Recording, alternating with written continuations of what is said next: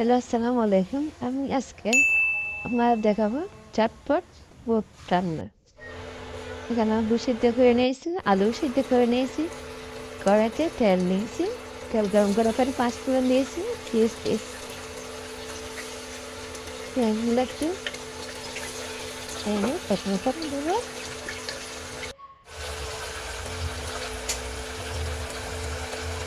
রসুন বাটা আর আদা বাটা।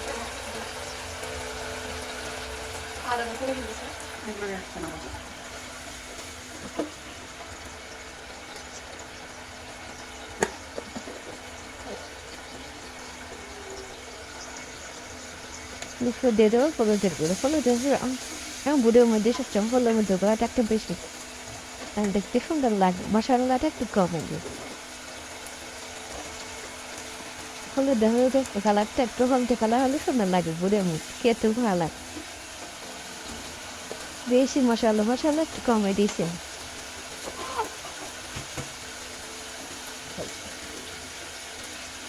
এখন এখানে দিয়ে দেবো সেদ্ধ করা আলুগুলো, হাত দিয়ে একটু মশলা নেই, এভাবে ভেঙে ভেঙে দিয়ে দেবো।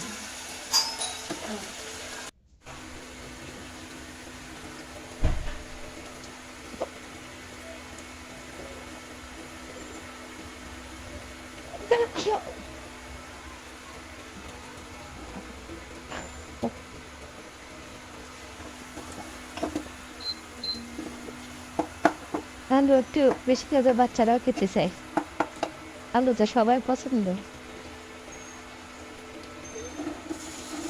আবার দিয়ে দেবো বোটগুলো,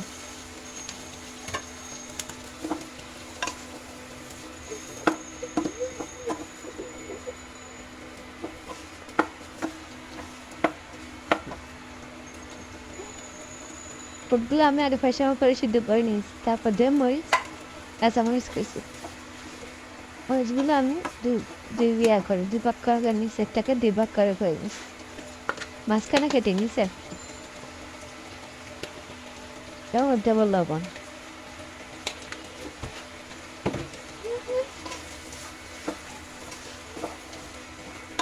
খুব ভালো করে মিক্স করে নেব।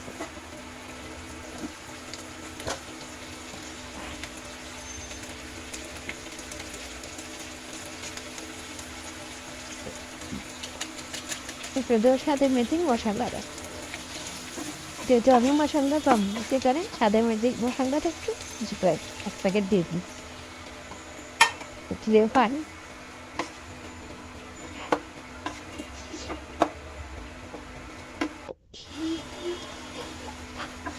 এগুলো সব শেষ দিই টমেটো।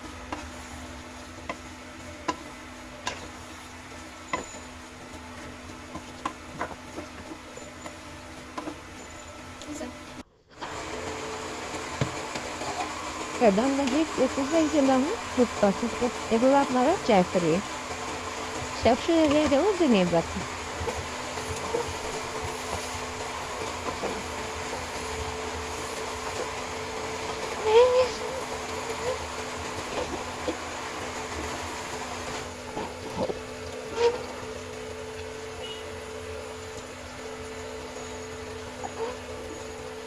ধনিয়া পাতা এভাবে আপনারা ট্রাই করেন।